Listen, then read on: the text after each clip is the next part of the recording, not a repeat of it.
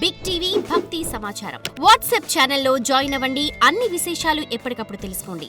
ఈ వినాయక చవితి అప్పుడే ఎందుకు పూజించాలి అనుకుంటే గనక వినాయకునికి ప్రతిరోజు మనం దీపద్వైప నైవేద్యం పెట్టలేం. అతనికి ఖచ్చితంగా దీపద్వైప నైవేద్యం ప్రతిరోజు కావాలి. కాబట్టి ఆ ఒక నవరాత్రుల వరకే మనం పూజించుకొని ఆ తర్వాత మనం తనంతరంగా అమ్మవారి ఒడికి చేరుస్తాం. అమ్మవారు అంటే గంగాదేవి ఒడికి మనము చివరికి ఆ బిడ్డని అమ్మవారికి దగ్గరికి చేరుస్తాం అనమాట.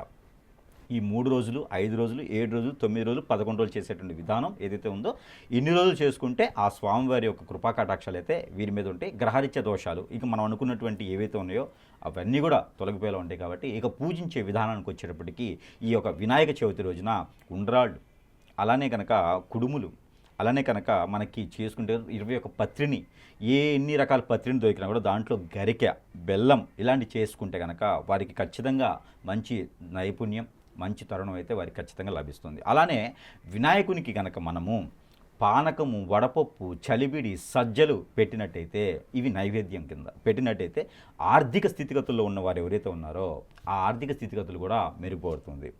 అలానే కనుక వినాయకునికి ప్రతి ఒక్కరు కూడా గుర్తుపెట్టుకోవాల్సిన విషయం ఇది ఒకటి. అందరూ చేయొచ్చు, ఓపిక ఉంటే చాలు.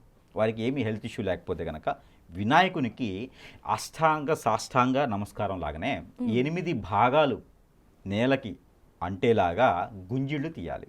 8 భాగాలు నేలకి అతుక్కునేలాగా గుంజిళ్ళు తీయాలి.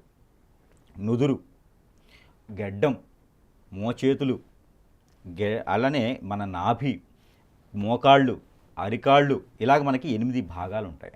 ఈ 8 భాగాలు కూడా నేలకి అంటుకునేలాగా గుంజిళ్ళు తీయాలి. 119 లేదా 121.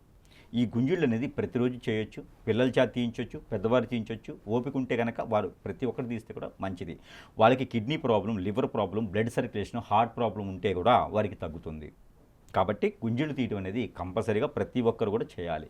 మనం ఏదైనా పూజ చేసుకునే విధానంలో ఏదైనా తప్పులున్నా, ఒప్పులున్నా, తెలిసినా తెలియకపోయినా చేసే విధానంలో ఉంటుంది. కాబట్టి ఖచ్చితంగా వారు ప్రతి ఒక్కరు నేను ఇచ్చేటువంటి సలహా ఏంటంటే గుంజిళ్ళు తీయండి. వినాయకుని దగ్గర గుంజిళ్ళు తీస్తే వారు ఖచ్చితంగా జీవితంలో ఎలాంటి గ్రహం కూడా వారిని ఏం చేయదు. ఇదైతే వారు పాటించవలసిన విధానం. ఇక వినాయక చవితి నిమజ్జనంకి వచ్చేటప్పటికి పవిత్ర పూర్తిగా భక్తి గీతాలతో వినాయక స్వామి వారిని సాగనంపాలి. అంతేగాని డ్యాన్సులు వేసుకుంటూ, గులాల కుంకాలం చల్లుకుంటూ, పువ్వులు చల్లుకుంటూ, మద్యం సేవిస్తూ ఈ రకమైన విధానాల్లో స్వామివారిని సాగనంపకూడదు. ఆ పాపం అనేది మనకి ఖచ్చితంగా ఏదో వైరస్ లానో మనకు ఆరోగ్య సమస్యలు ఖచ్చితంగా వస్తాయి. అందుకని చెప్పేసి అని చేసే విధానం అది. For more videos like this, subscribe Big TV channel.